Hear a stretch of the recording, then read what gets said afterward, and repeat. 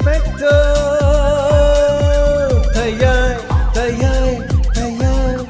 Ahanba makta le life story ta bhi basi mu James Hagru jamna taram lok chobgal loina na ikok no na khurum jari Inspector Tayai taramanga shuba tangka Tayai Tampa Ngasidi Chingya ge lekol sida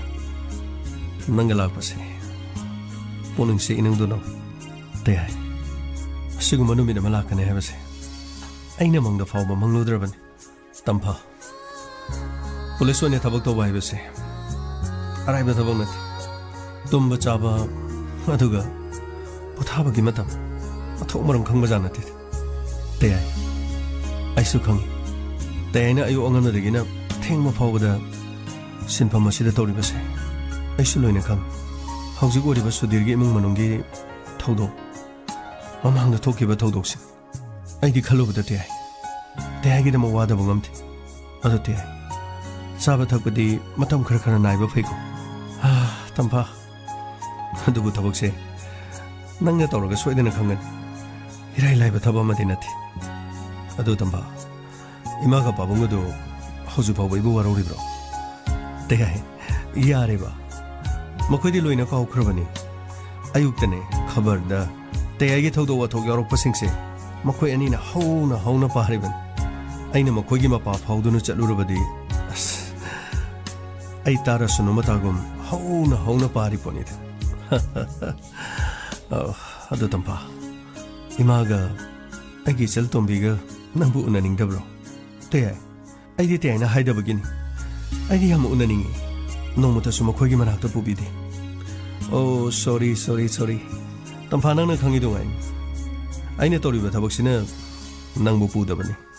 Punchi gi wena ay gi yum da pura dawsidi. Adubute nahan waisu makhoi ga khangnan gani haiduna adum khangnan kidi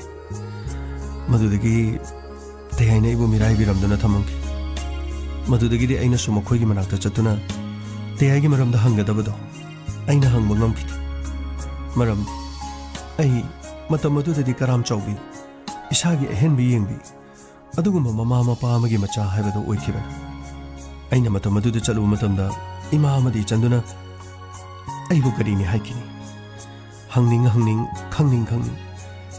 teyagi maramda ina hangning makaya hangdana dumag leki tampa nomo soidana chase aina namu soidana pugani imaga aigi chantobiga soidana khangnan gani adu teyai aisu ngasidi wafam amata haigi kari walo nangi khwaisi mihunga ting chongbo wa harakani ko teyai Adugi natida te aina police ta join tawkhibido matam aduda aisu lariga makana pakhi kaidoroni yom palodana lebaki seba tawrage haina khanki adubu araiba thabakti nati MPSC gi exam thana nanamagi dama ai hamna kanu honaki madugi matungda ai MPSC gi exam thakri tampa nangbo oh I didn't have my Kangdina. I do the Yamapai. I do my pala persuasion. Nang police or about I police or about. I do over the me hangi the Motamapung Panama Ting Pang Mongamlan. I do what the I know police or over the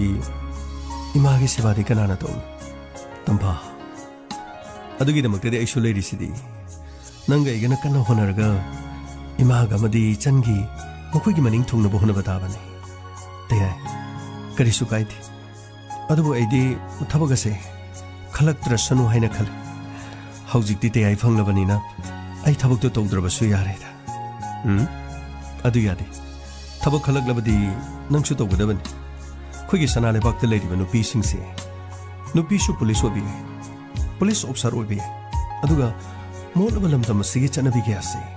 masibu sitok sam thonu bohnabada nupi police ki achauba daite leine tampa khangde date ai sufana kanadi hona kiban adubu kari oigedabano khangti tampa soidana maki MPSC gi exam do soidana haidoroglan adubu te kari oigedoribano habadi khangde aina pamne besi oidadana atopa ma oigedra khangti aduraba sukari sukaide ꯇꯝꯐꯥ ꯍꯣꯠꯅꯕ ꯌꯥꯕꯗꯤ ꯍꯣꯠꯅꯒꯗꯕꯅꯤ ꯂꯥꯏꯕꯛꯇ ꯇꯝꯂꯝꯕꯃꯗꯤ ꯁꯣꯏꯗꯅ ꯊꯣꯛꯂꯛꯀꯅꯤ ꯌꯦꯡꯕ ꯇꯥꯔꯦꯗꯅ ꯑꯩ ngasi police department de thabak toribase nana khangidoni aisu mai unthokna son khara bon sanaba khonaba mapa lamda kharaga chalakpadagi khara phari haibagi wan adubu ai mingon onsen ro ngang bu phobong ngam manati adubu ai mamai thangdadi Silongi Police Academy da ai train torur madugi matungda ai imphal da city police da hanbagi oina ai sub inspector gi post oina ai phangki mafam adu dei thabak tobada ai hauji ningsilubada angakko phau te kari thokige tamha leibagi de loiba nai roida matam adu da ai observer maga han moina city police da ai posting lak nangi mingdu kariba sir te imphal gi mayo da leiba police station case kaya tana pek thangani ahum asidagi case karino aduga miyam ga karam loina gani case thina ba matam da kari tawi fajana handa ki manung sida loina tam horo aduga mafum asida leribi singsi hai singna sagadaban han badadi ino non sang paga nangdi yamna ngakpo igen yari ba makai haiduna legadaban chin mathak to khumna na ba ka hina honori daban station jore adu di sang na batau silo phanisa mayam sida laliba ai nausi sub inspector tayai mahang asidagi thabak mafam sida join tawre atai officer singna mana to goda batabak singdo khara mutu sinabiu ahan ba join tawbani na mahang ingong ngowi phanisa tayai sida dum pham mokoi sida thabak tawriba singsina kari tawgadagi habado mokoi loi sinarakan ahamada di case suba khara tam case singsi handle tawba pataw karamna thengnaba aduga kari tawgani habado maduni yano maroribs phanisa sigi table se sida nangi phamom aduga nanga reng manaba kya su legani any problem engo da hero yes sir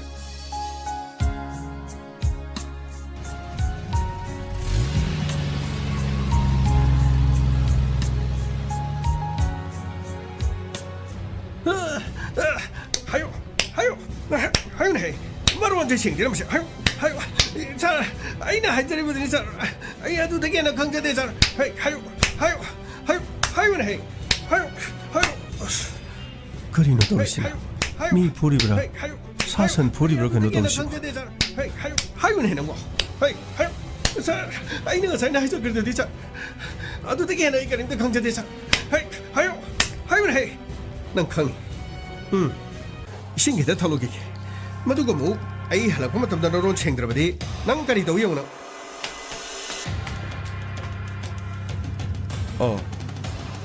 sir si oibirabra tayai habada mani yamna fare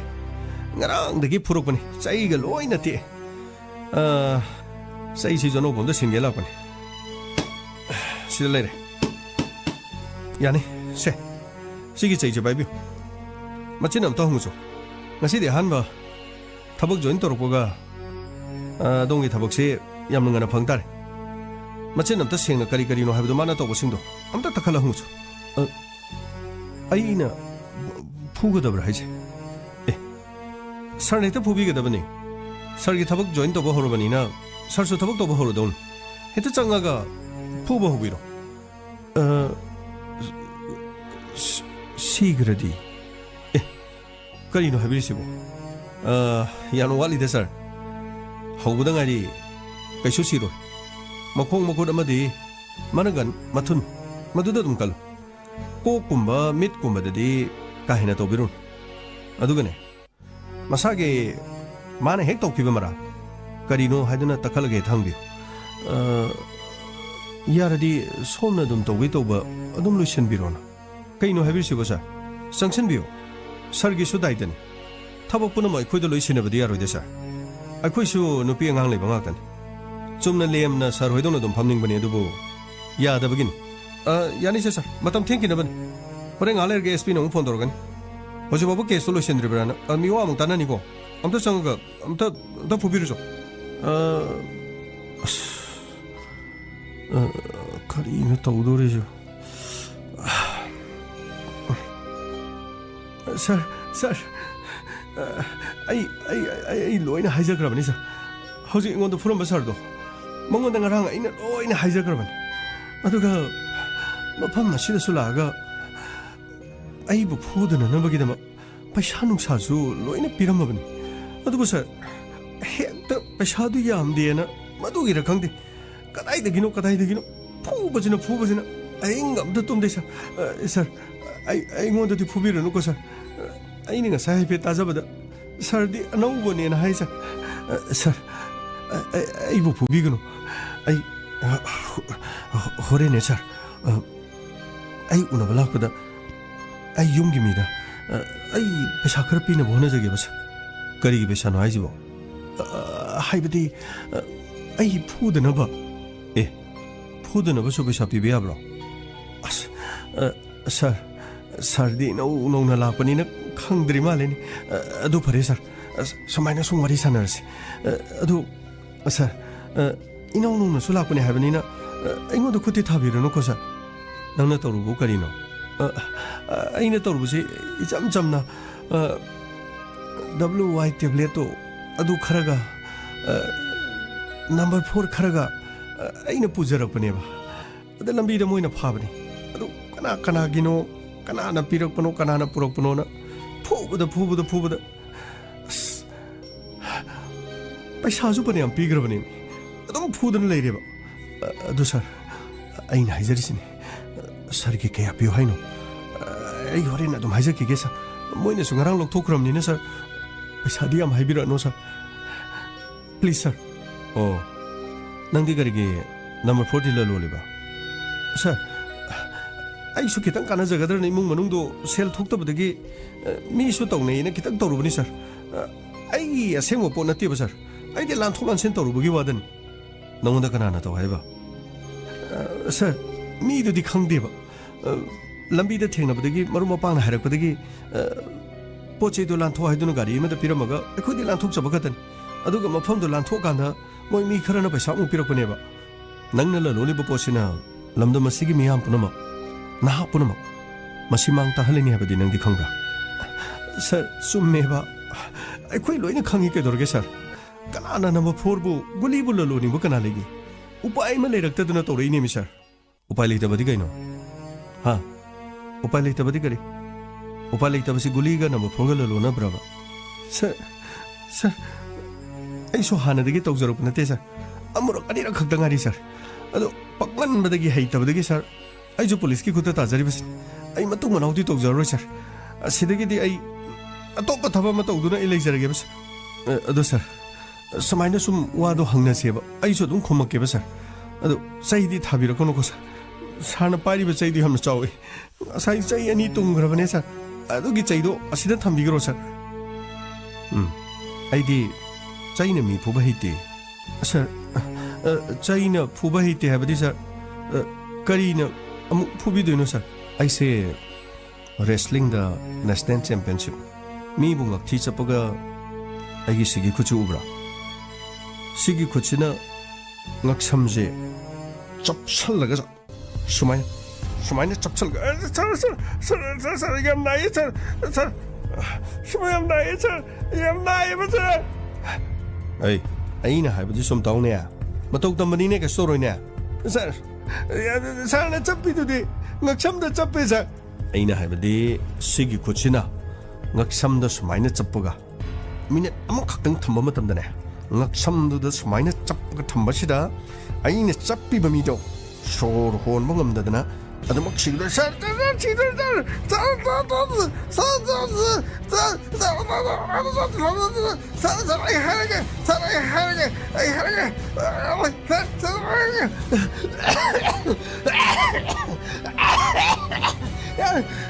Sir, Pumanabay, Sir Pumanabay, Sir, say to the Pubiro, sir, say to the Pubiro, sir, I can't get again, sir, say to the Pubiro, sir.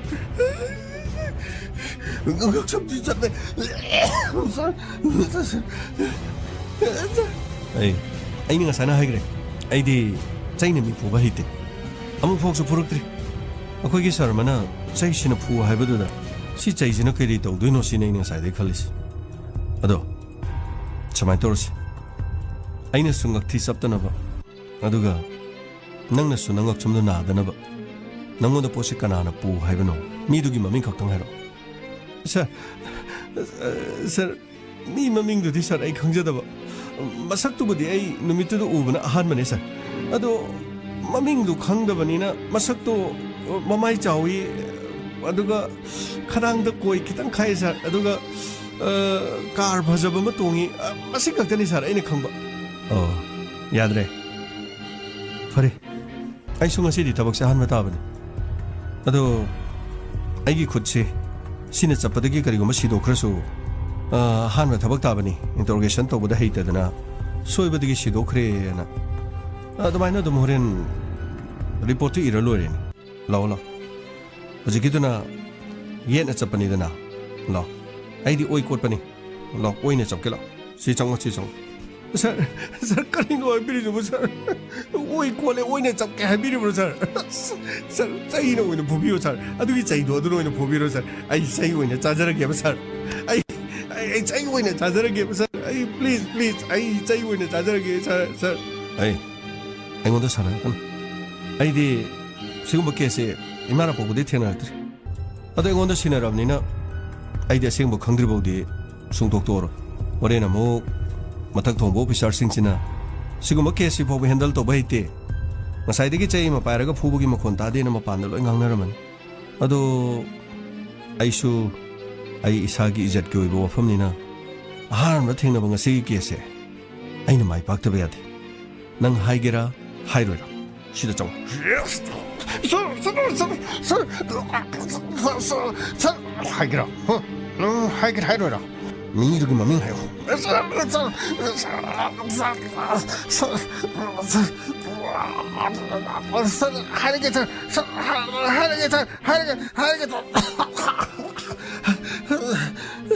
हायो याम थुना sir असेंगदि sir मी ममिंग दो sir तोंबो कोई sir कराइगे तोंबा sir थौवालदगिने sir करी मागे एड्रेस दी सर आई एड्रेस दी खंगजजे सर अदु सर मागे नंबर का अदुगा मागे ममिंग दी फजना खंगजै सर नखोगी थबक्सदा मी अतै कना कना योगे सर सर आई अतै दी कना त खंगजथि आई खक्तने सर थबक्सिदा आई यावबसु कोइ जद्रिबा सर पैसा लेमन्दबदि उपाय लेमन्ददना पोलान थोलानसिन तोबो खरै यावजबनेबा सर नंग असिदे एगी खुता सोइदन लानबा तार नंग इङोंदा सावनुको नंग नुपि अंगांग लेरबो सर नुपि अंगांग लेजरे सर मखोइ थाकपा ngमदबाना आई अंगमबा खरा तौजरुबने सर आई हयेंगै मतुंगदा तौजरोइबा सर फरे नोइ नुपि अंगांगदा रोइबोइना नंग करि करि हाइनिङे इङोंदा हारमो नंगना सिद्रिङेदा हाइरमबनी हाइना हाइरगे समाय तोरस आइना चाहिना फुरगा नंग हालुनी चाहिगी चाहिरम ngakta ngaidana पुलिसना फुबदगी सिबनेना सोय हाइरन अदो समाय तोबिरगे नंगी ngaksamje सिजिगा नखोंग अनिजिगा थुपचनरगा अमुक्तदा पुनसिलगा लोकबसगी मथक्ते यालगा थमके अदुगा मफम अदुदा काखचरगा नथंता थोरी यानना सिजरमे हादना अदुम हाइरसिको अदु पुलिसना वाहंग पाहंगबदा इमुंग मनुंगदा महांगना सि हाइरमी हादना मदु हायानबा अंगोंदा कैकेनो नंग नुपि अंगांगदा कैके हाइनिंग हाइरो सर करिनो आइ बिरिजबो सर हाइदि सरना कितां फगदरा हाइरगा सरना हेना तमथिरि करिनो तौबिरि सर आई हाइजरे तोमो कोबने सर मागी नंबर तो सर आई पिजरगे नंबर सर फोन पुथोपिरो सर 9856-434-24 सर सर अदुगी नंबर तो तौबिरगा खंगनी सर सी सेंगेको सर अचुमने सेंगबने अदुगा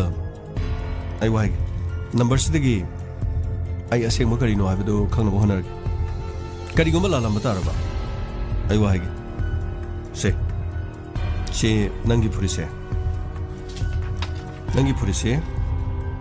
아이 시가 비게고 시 시기 부리체 제 세갈 비리체 시 또 아니 세갈 비리바 시기 부리체 시지나 시 토리 올레드나 시기 도나오지 못하지 까걸로 낭각 참도 투로 나 사나 딴데 시저럼 마름디 넘버 세 라람 따라봐 낭나 라람닌 아이나 하도 레레 어도 아이나 핫버시수 좀나 할로 시마탁치대기 앉아라가 사이나 해봐도 낭각 삼가 낙콩가 볼랍 오나 따이나는 롱나 티에가네 낙콩도는 낭각 삼대 예슬라가 통시리 앉아라 탐든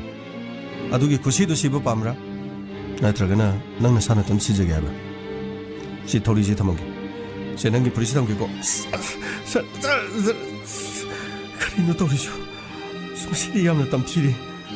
부리걸로 이제 세가름 시나 토이야라 시저 와라미지 뭐이뭐 सर अना हाइजरब नंबर सेंबने सर आई सरना हुजिक चप्पदो आई मदुद खंग्रेब सर आई अदु सर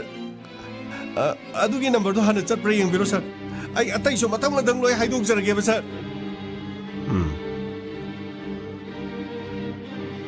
कुमार सर असी अनौब यसाय मलाइसिबो आइना मिसि फुना मनुंगदा चैपिरा चाउ चैपिरा थाजंगिदाइने 미 푸부기 먹고는 다디 너희 다 호브로 살 미 푸부디 다디 살 아도 만웅다 레리바 미도 칸깝 깝비에 뭐 하 그리기 칸디 살 만웅도 와항 파항이라 아도가 마나 와항이 미도 아도수 얌 누이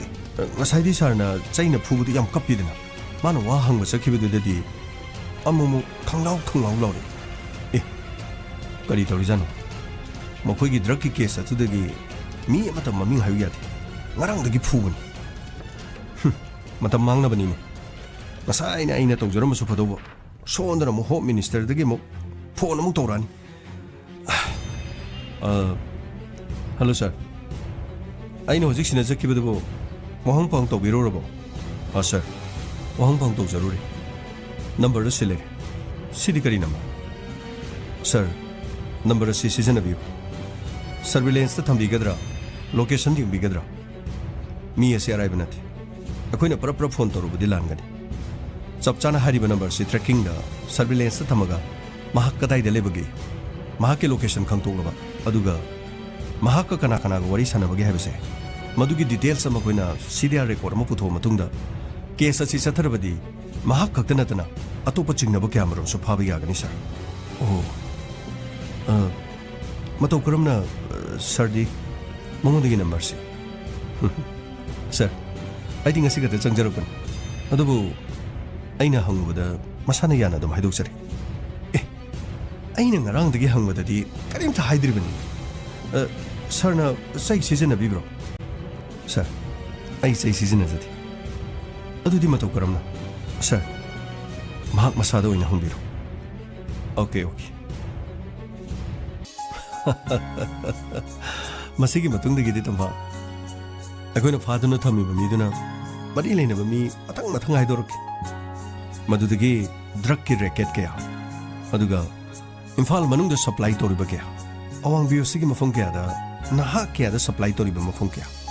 मदुगी रैकेटो मथंग थुगाइके अइना हानबा चमोदा मदुगी केस अदु माइ पाकपगिदमा डीजीपी ना इबु अखनने याम थागतकी मदुगी मतुंगदगी मसीगी मतुंगदगी केस मथंग सिनरके तंफा मदुदगी सिटी मनुंगदा ताबगो ओइरे केस मचा हाइनिंगाइ लेत गाड़ी हुरानख्रे पोचै ताहौरे पोचै मांगख्रे मसी खक्ता नतना लंबीदा चेनेना पुरुगलगा हुंदोकपिरमले स्कूल कॉलेज कारकपा मतमदा लंबीदा गाड़ीदा तोंहलगा रेस्टोरेंट पुरगा इज्जत मांगलम मतुंगदा लंबीदा हुंदोकतुना थमलमले असिगुम्बा केस कयासे मथंग लाकी अंगक पोइकी अदुबु तंफा इम्फाल की मयोल मक्तदा मसाना मसागी सदोंग योनबा नुपी कया मरुम लई हाबसे सनाले पाक्सिदा लेबा मीसिंग अखंग खरतना खंगलबसु मियोय कया मरुमदी खंगथि ते मदुगी केस तो लोइसिनबा ngambra तंफा लोइबा ngamdi ai mafam adudagi adumau transfer तोबना हानकी अदुबु ꯑꯩꯅ ꯂꯩꯔꯤꯉꯩꯒꯤ ꯃꯇꯝꯗ ꯍꯣꯇꯦꯜ ꯀꯌꯥꯗ ꯔꯦꯠ ꯆꯠꯊꯈꯤ ꯀꯌꯥ ꯑꯃ ꯐꯥꯈꯤ NGO ꯀꯌꯥ ꯀꯧꯗꯨꯅ ꯃꯈꯣꯏꯕꯨ ꯀꯥꯎꯟꯁꯦꯂꯤꯡ ꯇꯧꯈꯤ ꯃꯈꯣꯏꯒꯤ ꯊꯕꯛ ꯁꯨꯍꯟꯅꯅꯕꯒꯤꯗꯃꯛ ꯅꯣꯡꯃꯒꯤ ꯁꯦꯟꯊꯣꯛ ꯂꯩꯅꯅꯕꯒꯤꯗꯃꯛ ꯀꯌꯥ ꯍꯣꯠꯅꯈꯤ ꯑꯗꯨꯕꯨ ꯈ꯭ꯋꯥꯏꯗꯒꯤ ꯉꯛꯂꯤꯕꯗꯤ ꯇꯝꯐꯥ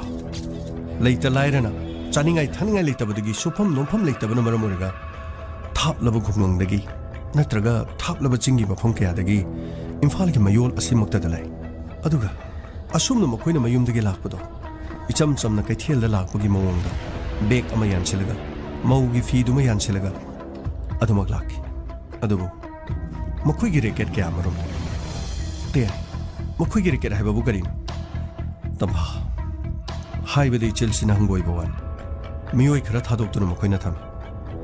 ꯊꯝꯂꯤꯕ ꯃꯤꯑꯣꯏꯁꯤꯡ ꯑꯁꯤꯅ ꯒꯂꯤ ꯒꯂꯤꯗ ꯂꯥꯛꯄ ꯃꯤꯁꯤꯡꯗ ꯑꯆꯠ ꯑꯋꯣꯡ ꯂꯥꯛꯄꯁꯤꯡ ꯑꯗꯨꯗ ꯃꯌꯨꯝ ꯄꯥꯟꯕ ꯀꯨꯏꯗ꯭ꯔꯤꯕꯤ ꯃꯧ ꯅꯍꯥ ꯂꯩ ꯎꯅꯕ ꯄꯥꯝꯕ꯭ꯔꯥ ꯎꯅꯕ ꯄꯥꯝꯂꯕꯗꯤ ꯑꯁꯣꯝꯗ ꯂꯥꯛꯎ ꯑꯁꯨꯝꯅ ꯂꯝꯕꯤꯗ ꯂꯥꯛꯄ ꯅꯨꯄꯥ ꯅꯍꯥꯁꯤꯡꯗꯣ ꯐꯥꯒꯗꯧꯔꯤꯕꯅꯤ ꯑꯗꯨꯒ ꯃꯈꯣꯏꯅ ꯍꯥꯟꯅ ꯁꯤꯟꯅꯗꯨꯅ ꯊꯝꯕ ꯍꯣꯇꯦꯜꯗꯧꯅ ꯇꯧꯕ ꯀꯥꯁꯤꯡꯗ ꯑꯗꯨꯒꯨꯝꯕ ꯅꯨꯄꯤꯁꯤꯡꯗꯣ ꯇꯣꯉꯥꯟ ꯇꯣꯉꯥꯟꯅ ꯊꯝꯃꯤ ꯑꯩꯈꯣꯏꯅ ꯇꯣꯉꯥꯟ ꯇꯣꯉꯥꯟꯕ ꯍꯤꯟꯗꯤ ꯐꯤꯜꯝ ꯍꯤꯟꯗꯤꯒꯤ ꯁꯦꯔꯤꯌꯦꯜꯁꯤꯡꯗ ꯑꯩꯈꯣꯏꯅ ꯎꯕꯗꯣ ꯁꯅꯥ ꯂꯩꯕꯥꯛ ꯂꯝꯗꯝ ꯑꯁꯤꯗꯁꯨ ꯑꯗꯨꯃꯛ ꯆꯠꯊꯔꯤꯕꯅꯤ ꯍꯥꯏꯔꯤꯁꯤꯕꯨꯗꯤ ꯑꯁꯦꯡꯕꯅꯤ ꯇꯝꯐꯥ ꯀꯅꯥ ꯑꯃꯠꯇꯅ ꯈꯪꯉꯣꯏ ꯏꯆꯝ ꯆꯝꯅ ꯏꯝꯐꯥꯜꯒꯤ ꯃꯌꯣꯟꯗ ꯄꯣꯠ ꯆꯩ ꯂꯥꯛꯄ ꯅꯍꯥ ꯄꯥꯈꯪ ꯀꯌꯥꯗꯁꯨ ꯒꯂꯤ ꯑꯗꯨ ꯐꯥꯎꯗꯨꯅ ꯆꯠꯂꯨꯕ ꯃꯇꯝꯗ ꯃꯅꯥꯛ ꯑꯗꯨꯗ ꯊꯣꯡꯖꯤꯟꯗ ꯃꯤ ꯑꯃ ꯂꯦꯞꯇꯨꯅ ꯂꯩꯒꯅꯤ ꯑꯗꯨꯒ ꯃꯍꯥꯛꯅ ꯍꯥꯏꯒꯅꯤ ꯏꯅꯥꯎꯁꯤꯡ ꯃꯤ ꯂꯩ ꯀꯩꯅꯣ ꯏꯌꯥꯝꯕ ꯃꯤ ꯂꯩꯕ ꯃꯤ ꯂꯩ ꯍꯥꯏꯕꯗꯤ ꯅꯨꯄꯤ ꯃꯁꯛ ꯐꯖꯕꯤ ꯃꯌꯨꯝ ꯄꯥꯟꯕ ꯀꯨꯏꯕ ꯅꯠꯇ꯭ꯔꯤꯗ ꯄꯩꯁꯥꯗꯤ ꯁꯤ ꯄꯤꯔꯝ ꯇꯥꯔꯦ ꯑꯗꯨꯒ ꯃꯊꯛꯀꯤ ꯔꯨꯝ ꯅꯝꯕꯔ 8ꯇ ꯀꯩꯅꯣ ꯍꯥꯏꯁꯤꯕꯣ ꯑꯁꯦꯡꯀꯤꯔꯣ ꯍꯥꯏꯁꯤꯕꯣ ꯃꯥꯅꯤ ꯑꯗꯨ ꯄꯩꯁꯥꯗꯤ ꯌꯥꯎꯔꯤ ꯅꯠꯇ꯭ꯔꯣ ꯌꯥꯎꯏ ꯑꯃ 1,000 ꯊꯝꯃꯝꯃꯣ ꯍꯣꯔꯦꯟ ꯑꯃꯨꯛ ꯑꯥꯗ ꯂꯩꯔꯝꯗ꯭ꯔꯗꯤ ꯍꯦꯔ ꯉꯁꯤꯒꯗ ꯏꯝꯐꯥꯜ ꯀꯥꯔꯛꯄ ꯃꯥꯜꯂꯤꯗ ꯔꯨꯝ ꯅꯝꯕꯔ 8ꯇ ꯍꯥꯟꯅ ꯆꯠꯂꯣ ꯑꯗꯨꯒ ꯊꯣꯡꯗꯣ ꯀꯛ 3 ꯊꯤꯜꯂꯨ ꯑꯗꯨꯒ ꯌꯥꯝꯅ ꯀꯨꯏꯕꯗꯤ ꯌꯥꯔꯣꯏ ꯄꯨꯂꯤꯁ ꯔꯦꯠ ꯑꯃꯨꯛ ꯂꯥꯛꯀꯅꯤ ꯅꯈꯣꯏꯅ ꯃꯅꯨꯡ ꯆꯪꯈ꯭ꯔꯤꯉꯩꯗ ꯁꯤꯗ ꯄꯨꯂꯤꯁ ꯂꯥꯛꯄꯗꯨꯗꯤ ꯑꯩꯈꯣꯏꯒꯤ ꯗꯥꯏꯇꯅꯤ ꯀꯔꯤꯝꯇ ꯈꯜꯂꯨꯅꯨ ꯍꯣꯔꯦꯟ ꯑꯃꯨꯛ ꯐꯥꯔꯗꯤ ꯌꯥꯝꯕ ꯐꯥꯔꯣꯏ ꯃꯤ ꯁꯤꯗ ꯂꯩꯁꯤꯡꯁꯦ ꯑꯩꯈꯣꯏꯒ ꯂꯣꯏ ꯈꯪꯅꯕ ꯉꯥꯛꯇꯅꯤ ꯍꯣꯔꯦꯟ ꯃꯣꯏ ꯁꯠ ꯂꯥꯛꯀꯅꯤ ꯑꯩꯈꯣꯏꯅ ꯅꯉꯣꯟꯗꯒꯤ ꯂꯧꯔꯤ ꯄꯩꯁꯥꯁꯤ ꯎꯗ꯭ꯔꯣ ꯁꯤꯒꯤ ꯄꯩꯁꯥꯁꯤꯗꯤ ꯑꯌꯥꯝꯕꯗꯤ ꯃꯣꯏ ꯂꯧꯈ꯭ꯔꯗꯧꯅꯤ ꯐꯔꯦ ꯌꯥꯝꯕ ꯑꯁꯨꯝꯅ ꯇꯝꯐꯥ ꯉꯁꯤꯃꯛꯁꯨ ꯏꯝꯐꯥꯜ ꯃꯌꯣꯜꯗ ꯑꯁꯤꯒꯨꯝꯕꯒꯤ ꯆꯠꯅꯕꯤꯁꯦ ꯃꯐꯝ ꯀꯌꯥꯗ ꯂꯩ ꯊꯥꯖꯕ꯭ꯔꯥ ꯇꯝꯐꯥ ꯑꯁꯤꯒꯨꯝꯕꯒꯤ ꯃꯑꯣꯡ ꯑꯁꯤꯗ ꯆꯠꯊꯕꯁꯦ ꯄꯨꯟꯅ ꯅꯨꯄꯤ 2,000 ꯃꯊꯛꯇ ꯂꯩ ꯇꯌꯥꯏ ꯑꯣꯟꯊꯣꯛꯅ ꯌꯥꯝꯈ꯭ꯔꯦꯗ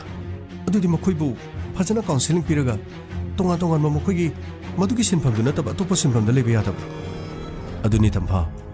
ꯁꯅꯥ ꯂꯩꯕꯥꯛ ꯆꯥꯎꯏ ꯍꯤꯡꯅꯅꯕꯒꯤꯗꯃꯛ ꯍꯨꯃꯥꯡ ꯃꯟꯅ ꯇꯥꯟꯕ ꯌꯥꯕ ꯑꯇꯣꯞꯄ ꯊꯕꯛ ꯀꯌꯥꯁꯨ ꯂꯩꯇꯕꯗꯤ ꯅꯠꯇꯦ ꯑꯗꯨꯕꯨ ꯃꯈꯣꯏꯁꯤꯡ ꯑꯗꯨ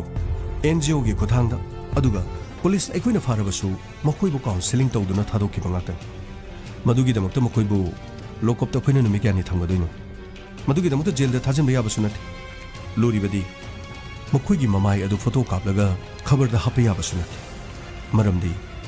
ꯃꯌꯨꯝꯗ ꯃꯆꯥ ꯃꯋꯥ ꯂꯩꯕ ꯀꯌꯥꯁꯨ ꯌꯥꯎꯗꯕ ꯅꯠꯇꯦ ꯀꯩꯔꯣꯜ ꯂꯩꯀꯥꯏꯗ ꯃꯈꯣꯏꯒꯤ ꯏꯖꯠ ꯀꯔꯤ ꯑꯣꯏꯒꯅꯤ ꯃꯁꯤꯁꯨ ꯂꯨꯗ꯭ꯔꯥ ꯑꯗꯨꯗꯤ ꯃꯀꯣꯛ ꯊꯣꯡꯕꯗꯒꯤ ꯑꯌꯥꯕ ꯂꯧꯔꯒ ꯑꯗꯨꯒꯨꯝꯕ ꯃꯐꯝꯁꯤꯡꯗꯨ ꯂꯣꯏꯅ ꯇꯛꯈꯥꯏꯕꯗꯤ ꯀꯔꯤ ꯀꯥꯏ ꯇꯝꯐꯥ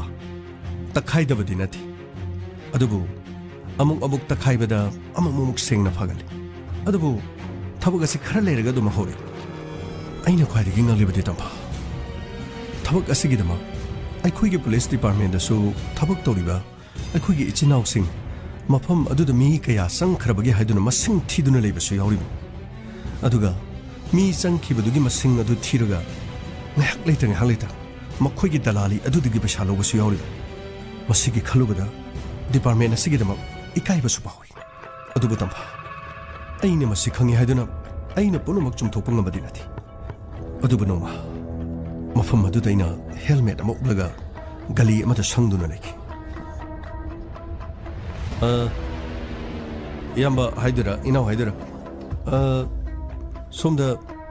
ꯃꯤ ꯂꯩꯔꯤ ꯀꯩꯅꯣ ꯅꯨꯄꯤ ꯃꯌꯨꯝ ꯄꯥꯟꯕꯒ ꯀꯨꯏꯗ꯭ꯔꯤꯖꯥꯠꯅꯤ ꯔꯨꯝ ꯅꯝꯕꯔ 8ꯇ ꯑꯗꯨꯒ ꯆꯤꯡꯗꯒꯤ ꯂꯥꯛꯄ ꯂꯩꯁꯥꯕꯤ ꯈꯔꯁꯨ ꯂꯩ मखोइदि खरा ममल खरा तांगनी कइनो हाजु मखोइना रूम नंबर 5 ता अदुगा 4 ता मखोइगी मनाक्ता दुम चंगबि बेयानी मखोइगी लुपा क्या मखोइदि लिसिंग अनि ने दो यारे लिसिंग अमा चंगा खतंग पिबिन मदि दुम चंगे यार पुलिस लावइद्रो पुलिस की वादे करिम खनबिरो नो आदा सम लेपा लेजोरेदना चेप्ता यंगाइसे मसिंग थिरिन अदुम पैसा पिरगो हरे दुम थादोकिनी आई ngale ga laksage ai pot khara lejaruki chapigino asida hana chambirugo polai budu ko ne chapiu geno ai laksage ai adum laksage asomna tampa ai mafam adugi chathuki madugi matungda ai ki police department gi constable ma mafam aduda dalali adugo paisa thiner tanja aduda ai parap changki ai ngako paisa du gino sit nang kana पैसा मुली सिगनो आई गना खंगरा आई celeb dress खंगरो आई खंगरा बा आई दि खंगरा आई खनिंग अदि से आई गी car से sub inspector तैयार sir sorry sir करिगिना नंग दलान सिदगी पैसा लोरी बसे करिगिना सर मसिदी सर हानदगी दम चनदनो लेरम चनबिनी सर करी चनबिनो करी चनबिनो बा नमांग मक्तदु उरबदुबु मखोइबु फारगा चिंथरगा पुरोगाद्रो करिगे पैसा लौरिनो बा नंग थागी तोलो फंग्रो हा नंग थागी तोलो फंग्राबा कयामु यामना नंग नयुमदा चरा हेनबा मिनो असिगुम्बा अमोट पनु पीसिंग असिना मखोइना तालकपा अमोट प पैसा असिना नयुमदा पुरगा नंगिनु पि अंगांगदो मदुना पोट चै लेरगा पिजरगा पिथागा मखोइ मबुक थाकदोरिदो इकाइ जद्रो सर के वफम से मी लोई यंगरे सर मी लोई नि यंगबि यंगदब नते नंगिना थक्ता इना डिसिप्लिनरी एक्शन लोरि दबगी मरम करी सर मसिदी अते गली सिंग दसु सर सुमाइना तो भूमि आमले बिनि सर मखोइ मे आमदे तो बिदरगा सर आइगोदा थमना तो बिसिबु नंग हम थुरु हजिक लाकदम नंगी मिंग दु केनो के सोरचित याम थुना लाकदम ऑफिस ते याम थुना लाकदम नंगी नाथक्ता डिसिप्लिनरी एक्शन लोगन सर आई खक्ता तमना तो बिसिबु करिगी असिगु मसिदी इम्फाल सर द सर लिसिंग अनि हुंगी मथक्ता ले सर अदबु मखोइ सिंग अदुसु आइना लेमना तो अदुगा मी फाबलाई आइगी मी हाना वर्कदम नंगबु सस्पेंड तोरदबगी मरम लैथि याम थुना ऑफिस ता लाकदम असुमना तंबा आइगी पुलिस डिपार्टमेंट गी इचिने नाव के आयो मी उद्रिंगेगी तालकता मफम अदुदगी पैसा लोबगी थबक सथे करिगुम मतमददी दलाली सिंग अदुदगी पैसा लोबो पेंद्रदुना मथक्ता लेरिबा का अदुद कारुबा नहा सिंग अदु मखोइना कुमथरक मतमदा मु मखोइना मसक खंगबदगी लंबीदा गली अदुद थोरकपदगी अमु फोटो कापगा मयामदा सोशल मीडिया दा थागतकनी मदु थागत इंद्रबदी नसादा यावबो पैसादो लुपा लिसिंग अनि पिरम अहुम पिरम असुमना के हलगा पैसा लोबो के यावि हाबसे मथंग लाकी तयाय अदुदी अमोट प सेंगतो ननबगी दमक लेरिबा पुलिस डिपार्टमेंट दा असिगुमबा मियोय के योक्सललबदी करम मतमदा लेपाक मियामगी अमोट पसी करमना सेंगतो पंगमगदोरबा नते अदुनी तंपा यामना लुरिबा वाफमसी अदुबु ख्वाइदगी ngaklibadi तंपा ऑफिस दे योबदा इना ओसीदा पावसी तमकी अदुबु ओसीने इंगोदा तयाय अंगांगसिना केनो पैसा खरा लोबोर माले खरा सुसिना खरा तौदा सेदा नंगा इगना यामना नियम सुमना तौरुरगा करी काना दोइनो हारिबा लंबीदो दा लागलिबा नुपी सिंगदो हयेंदगी लोइना ज्ञान तारानि हाइब्रो पैसा दुदी यामना लोगदबने तब ताना मखोइना तालिबा पैसा दो लोथोकदब पैसा दो फंगद्रदि मखोइ लाक्तरेदना सर अदुबु हिरम असिदा खोइगी पुलिस डिपार्टमेंट गी चिनाव सिंग योक्सलगा दलाली सिंग अदुगु मानरगा सेल खाइबा सेल लोबा अदुगा मथक्ता काखलुबा ना हासिंग अदुदगी अमुक हंजलगा मची मद थलगा फोटो कापलब मतुंगदा मखोइदगी पैसा लोबसिबु सर मसिबु सर ते नंगना हाइदो लइ चुमे मदुगी दमक्ता आइसु पैसा फंगबदि नते अदुबु थबुक तो इ चुमे हाइनदि हाइरोय थबुक तो लाले अदुबु इम्फाल मयोल सिदा हानदगी चनदना सिगुम नियम नीति सिलेरम अखोइ थिंगबा ngamde नंगा इगना ngasi मरोलम फागलोनी हायेंग मरोलम थोलकन ngasi मफम अमा थिंगोनी हायेंग मफम अमा दम हांग तोरकन ख्वाइदगी फत्रिबसे अखोइगी प्रजा सिंगसिन mayum da lady banu passing duna magi magi nu pising adu krai krai chali mafi maro na na sela sali base kari to bu chali no haibado makhoi su hangdi magi nu pi aduna imphal da chaluraga sel purga laklabadi hore numidang waram yuthak chen phange aduna kari mata dum haiti makhoi na makhoi gi nu pi du imphal chalaroi haibagi wajaba leiba mapuru ba kya su leiri bani sir madu phana oiduna su asigu malambi sida police na support to budi sir tayai nang na khegali bi idu hawrok pa matam da khoi su yamna khegalam adubu kari su kanaro anyway kesor ji che matung da tawdana ba ina so hairaban magi maral sikhara ngapira siko aduga mafam adu da mahak posting ta halaro atopa mafam da traffic ki da mateng pangna na ba ito halage adubu sir iram da masigi chanura ke tongan ma furup ki chanura ke asigumba amamba hotel gi galida mioi khara na makhoi bu dalali khara ga manarga makhoi gi ijat pu yon ba sibu sir akhoi na dum gieng duna lege dabra miyam gi punsi amadi lan thumngak na leriba police na su asigumba lambi sti yoksan ba sibu sir achum me uigi dori bresa tayai nang na hariba do ai loin khangini adubu madugi matam ma sulakin mathangi re chathabada di tayai so soidana yausi re chathaba matam da kayamuk yamna phai habadu yengsi adubu khwaidagi loribadi makhoi gi photo kaptana tv channel da news channel da utpe yaba sunate do maram di nupi gi jada habam sulei khara counseling torga thadokini hapta ama tha ama mangai adagi di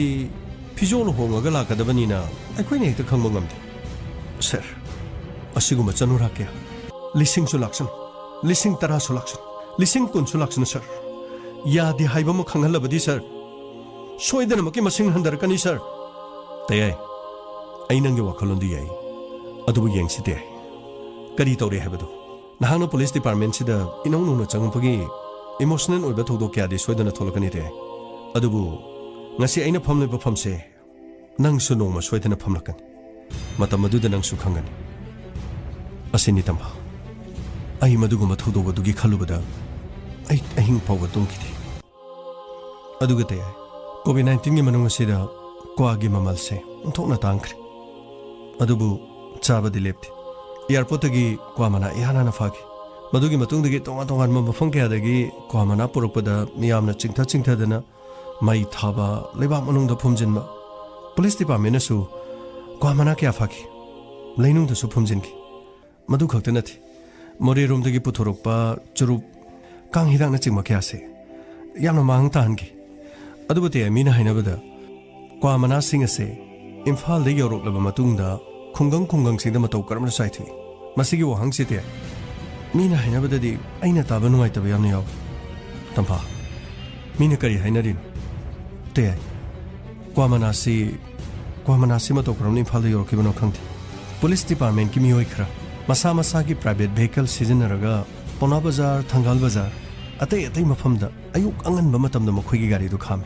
makhoi gi gari sing adugi manungda managi polangte hapte adubu borada ningthi jana pek toroba polam kariguma matamda sari na yomlaba adugumlaba kwamana sing makhoi gi gari du da haplaga police ki phijol serpa sing aduna gari ado irai laina lanthe maramdi police personnel amana masagi private vehicle ama thoduna lakpa matamda makhoi da di check tawtre aduna di makhoi na hariba polamase yamna laina mafam di honba ngami aduga mamal su hanagi managi mamal adudagi saruk tara hena tangni yonu matamda paisa yamna phangi hai masibu chuma jalate tampa madumakti aisu khangti aigi menumangna di aisu urudri adubu mina di haini adubu madu akhoi police department daliba miyoi singna torum lo heninga sulait aduga soidana tawi haibadudi aina haiba ngamti tayai mina hainarar ibanina khara di chuma moidro tampa chuma baswe marai bak thiba numita police po pharo heninga leti mamang da thoki ba thodo wa thokya da drug ki case ke ada su police po phariban aduga tampa imphal gi mayol asida tori base angapane besenpur room dagi lakpi ahal orebinu pi ama khangna mafam adu da chatuna pat tagi nga phaba mi singdagi nga adu mahana tek ahing tum da makai pungani makai ta ba matam dagi magic tongduna imphal gi mayon da lak overbridge ki makada nga yor ayuk ki pung mapan muk tarak matam da mi krik inarak madugi matung dagi di mahak ki nga ado mioi khrana leikira masigi matung da ngehak lerba matung da mahak ki paisa adu loktok tuna थंगनरी बंगायोन बिसिंग अदुदा पैसा असोइब काइगे हाइदुना पुथोगलुब मतमददी चमा चप्पीसिंगदो लोइनमक जाली note ओइरमखि ते हाय अदुदगिदि करि तोरबा अदुदगिदि तंफा अहलदो फमदुना महा कप्तुना लेखि मदुदगी फंगपो पैसा अदुना मयुमदा अचा मसुगिदमा इमुंग मनुंग पुबा अदुगुंबा अहल कयादा मिनुंगसि लेत्रबा खजिक्तंग ओइजबा फंगबदा Imphal मनुंग असिदा तोंगान तोंगान मफम कयादगी लाक्लिबा missing असिना मीना मीदगी सेत्तुना मुनबगी अदुगुंबा थौदो कया सुथोक्तबा नते असिगुंबा कयागी वाकत कया अंगापने अदुगते पुलिस ने यू फाई यू हैदे यू मांगल अदुबते पुलिस यू थैको तंफा पुलिस डिपार्टमेंट लेरिबा पुलिस खुदिमा लोइनमक यू थकबदी नथे यू थक्तबा निशा चादबदुमक याव ऑफिसर कया मकोक थोंबा कयादी निशा चादबा कयासु याव अदुबु तंफा पुमनमक निशा चादे हैबदी यादे अदुना मखा ताबा पुलिस पर्सनल कयादसु निशा चादबा कया मरुम याव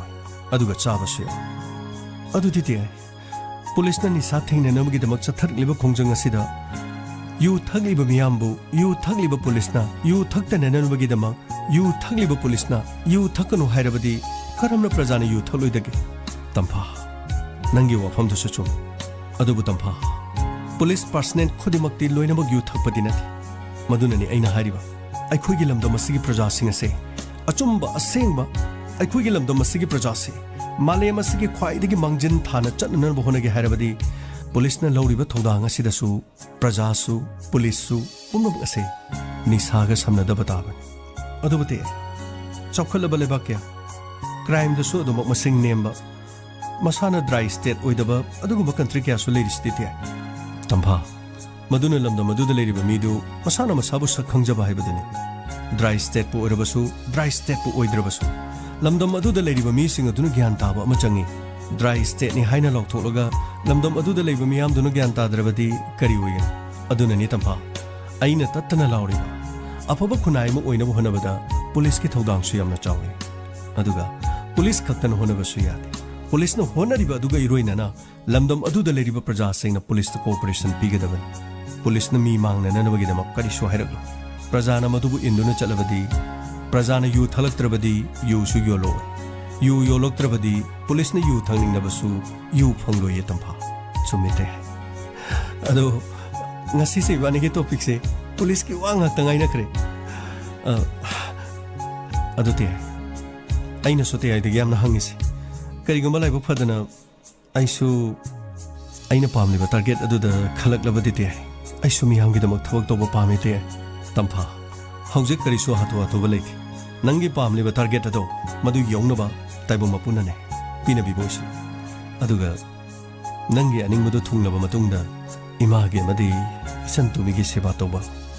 अखोगी मुंगदा चलगदबत ते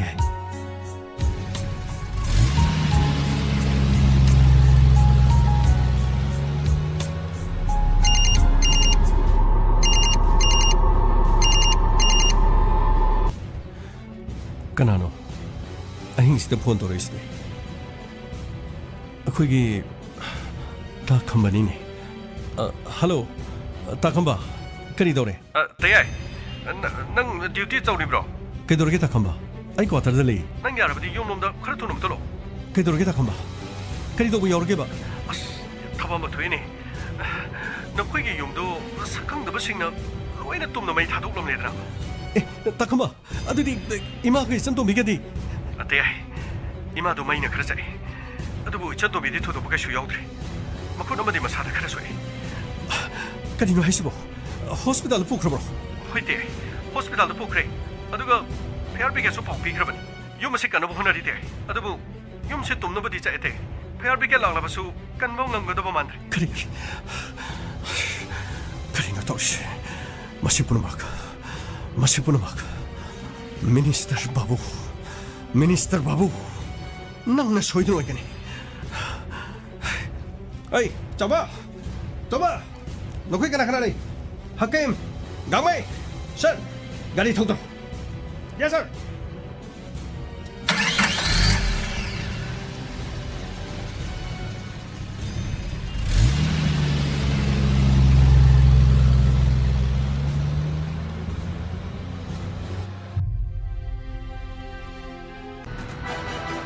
ꯀꯔꯤ ꯑꯩꯅ ꯅꯉꯣꯟꯗ ꯑꯗꯨꯛ ꯌꯥꯝꯅ ꯂꯨꯅ ꯁꯤꯟꯅꯔꯒ ꯅꯆꯤꯟꯅ ꯌꯥꯡꯉꯤꯕ ꯊꯕꯛ ꯄꯥꯡꯊꯣꯛꯄꯗꯅ ꯑꯗꯨꯒ ꯅꯤꯡꯊꯤꯖꯅ ꯊꯕꯛ ꯐꯥꯎꯕ ꯄꯥꯡꯊꯣꯛꯄ ꯉꯝꯗꯕ 이모 ꯑꯩ 이모ꯅ 하이버도 ꯑꯩ ꯐꯖꯅ ꯊꯕꯛ ꯑꯣꯏꯅꯗꯤ ꯑꯩ ꯄꯥꯡꯊꯣꯛꯆꯕꯅꯤꯀꯣ 이모 다다 야래 와 ꯉꯥꯡꯕꯒꯥꯏꯗꯤ ꯂꯩꯕꯥꯛ ꯃꯆꯥꯅ ꯍꯥꯏꯕ ꯋꯥꯗꯤ ꯂꯩꯕꯥꯛꯇ ꯋꯥ ꯇꯥꯔꯣꯏ 이몽 ꯑꯗꯨ ꯇꯨꯝꯅꯕ ꯃꯩ ꯊꯥꯎ ꯍꯥꯏꯕ ꯅꯠꯇꯦꯅꯦ 이몽 ꯑꯗꯨꯗ ꯂꯩꯔꯤꯕ ꯇꯌꯥꯏꯒꯤ ꯃꯃꯥ ꯑꯃꯗꯤ ꯃꯆꯟꯅꯨꯄꯤꯗꯨ ꯃꯩꯅ ꯇꯨꯝꯅ ꯆꯥꯛꯈꯠꯂꯒ ꯁꯤꯍꯜꯂꯣ ꯍꯥꯏꯕꯅꯤꯅꯦ 이모 ꯑꯩ 이몽 ꯑꯗꯨꯒꯤ ꯑꯀꯣꯏꯕꯗꯨ ꯐꯖꯅ ꯄꯦꯇ꯭ꯔꯣꯜ ꯍꯩꯔꯒ ꯐꯖꯅ 이몽 ꯑꯗꯨꯗ ꯐꯖꯅ ꯊꯥꯎ ꯄꯦꯇ꯭ꯔꯣꯜꯗꯣ ꯍꯩꯕ ꯂꯣꯏꯔꯒ ꯃꯩꯈꯦꯠ ꯑꯗꯨ ꯈꯦꯠꯆꯕꯅꯤꯅꯦ 이모ꯉꯣ ꯃꯩꯈꯦꯠ ꯑꯗꯨ ꯈꯦꯠꯆꯕꯅꯤ ꯃꯩꯈꯦꯠꯇꯨ ꯈꯦꯠꯂꯒ ꯀꯔꯤꯒꯤ ꯃꯃꯥ ꯑꯃꯗꯤ ꯃꯆꯟꯅꯨꯄꯤꯗꯨ ꯀꯔꯤꯒꯤ ꯍꯤꯡꯂꯤꯕꯅꯣ ꯍꯦꯛ 이모 ꯑꯩ ꯃꯇꯨꯡꯗꯗꯤ 이모 ꯑꯩ ꯐꯖꯅ ꯊꯥꯖꯔꯒꯦ ꯑꯩ ꯃꯩꯗꯨ ꯇꯨꯝꯅꯕ ꯑꯩ ꯐꯖꯅ ꯊꯥꯖꯔꯒꯦ ꯃꯇꯨꯡꯗꯗꯤ ꯇꯨꯝꯅꯕ ꯊꯥꯔꯒꯦ ꯑꯩꯒ ꯇꯥꯗ ꯀꯔꯤ ꯍꯥꯏꯒꯦ ꯑꯩꯅ ꯍꯥꯏꯕꯗꯤ ꯃꯈꯣꯏꯒꯤ ꯃꯃꯥ ꯃꯆꯥꯗꯨ ꯁꯤꯍꯜꯂꯣ ꯍꯥꯏꯕꯅꯤꯅꯦ ꯃꯈꯣꯏ ꯁꯤꯔꯕ ꯃꯇꯨꯡꯗ ꯇꯌꯥꯏꯅ ꯑꯣꯟꯅ ꯊꯣꯏꯅ ꯀꯞꯄꯗꯨꯅꯤ ꯑꯩꯅ ꯌꯦꯡꯅꯤꯡꯂꯤꯕꯁꯦ ꯑꯩꯒꯤ ꯏꯆꯥꯅꯤ ꯑꯗꯨꯒ ꯑꯩꯒꯤ ꯏꯅꯥꯎ ꯅꯨꯄꯥꯒꯤ ꯄꯨꯟꯁꯤ ꯀꯔꯤ ꯑꯣꯏꯔꯕꯒꯦ ꯑꯩꯅ ꯃꯤ ꯑꯇꯣꯞꯄ ꯈꯨꯅꯦꯛ ꯅꯦꯛꯂꯒ ꯊꯥꯔꯕꯗꯤ ꯑꯩꯅꯅꯤ ꯈꯪꯂꯅꯤ ꯍꯥꯏꯗꯨꯅ ꯂꯩꯀꯥꯏ ꯑꯗꯨꯗ ꯂꯩꯕ ꯇꯥꯗꯕꯨ ꯑꯩꯅ ꯄꯩꯁꯥ ꯄꯤꯔꯒ ꯅꯦꯛꯄ ꯅꯠꯇ꯭ꯔꯣ ꯇꯥꯗꯅ ꯑꯗꯨꯛ ꯌꯥꯝꯅ ꯄꯪꯉꯤꯗꯨ ꯀꯔꯤꯒꯤꯅꯣꯕ ꯊꯣꯡ ꯑꯗꯣ ꯃꯄꯥꯟꯗ ꯂꯣꯟꯁꯤꯟꯒꯗꯕ ꯃꯅꯤꯡ ꯊꯣꯡ ꯑꯗꯨꯁꯨ ꯃꯄꯥꯟꯗ ꯂꯣꯟꯁꯤꯟꯒꯗꯕ ꯌꯨꯝꯒꯤ ꯊꯣꯡꯅꯥꯎ ꯄꯨꯝꯅꯃꯛ ꯂꯣꯏꯅ ꯃꯄꯥꯟꯗ ꯂꯣꯟꯁꯤꯜꯂꯕ ꯃꯇꯨꯡꯗ ꯃꯩ ꯊꯥꯒꯗꯕ ꯑꯗꯨꯗꯤ ꯅꯠꯇꯗꯨꯅ ꯃꯄꯥꯟꯗ ꯊꯣꯡ ꯂꯣꯟꯗ꯭ꯔꯕꯅꯤꯅ ꯃꯩ ꯆꯥꯛꯄ ꯃꯇꯝꯗꯗꯤ ꯃꯆꯥꯅꯨꯄꯤ ꯑꯗꯨꯅ ꯃꯃꯥꯗꯨ ꯄꯝꯂꯒ ꯊꯣꯛꯂꯛꯑꯦꯗꯅ ꯇꯌꯥꯏ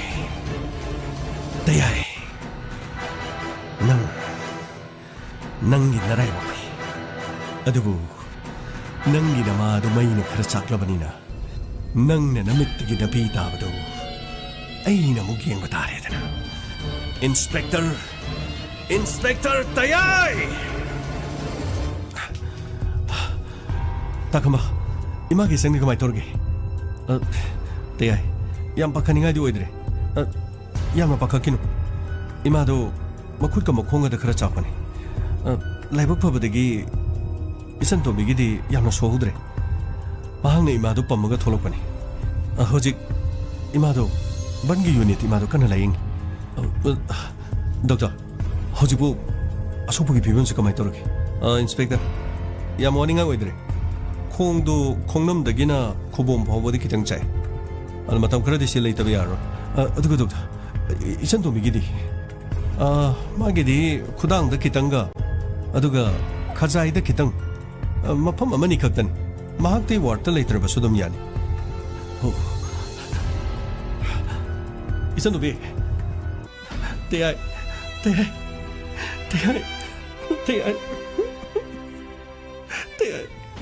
이만도 마이나 짜이 대야 내가 깜깜나 가만히 또 보노 통독시 가만히 또 보노 봐 대야 이마도 파몽도 똠드는 레이븐 아이나 라릭 빠드는 레이븐 아두가 강홍드나 마파한테기 페트롤 만남 야마 까나 나마키 아두고 아둠나 파타바 토크네 해버디 아이나 강더바 페트롤 만남 남바두다 아이나 마파다 빠라빠라 토마디 마이 타바가 맘더버시 아두고 페트롤 만남 남이다 칼루바가 마파롬도 마이 뽕안 간키 마두드기 욤도 마이 쿠짱바 허르키 아이니 마부 남도나 탕도가 ngamboy ngamdaboy chingthorokpan madudagi thong adu mai chakpana thong adudagi imabu puthonaba honabada thongjinda taramba petrol singado imagi khongda chotki maduni imagi khong khara chakhiban isantobe nangna thohudabaduna pai nangna thoma tarabadi soidana maki mifatta singaduna nangi punchi su manghalambe adubu masi kanana tholibano haibe khangi nakhoi kanamata da haibe yadi masih punomasi haujikti inspector tayai da singna bahorobanina haujikti limna thabi yadri masih punomasi minister babu ai ꯑꯩ ꯀꯅꯥꯅꯣ ꯍꯥꯏꯕꯗꯨ ꯈꯪꯍꯟꯕ ꯇꯥꯏ ꯑꯩ ꯇꯌꯥꯏ inspector ꯇꯌꯥꯏ lakle Inspector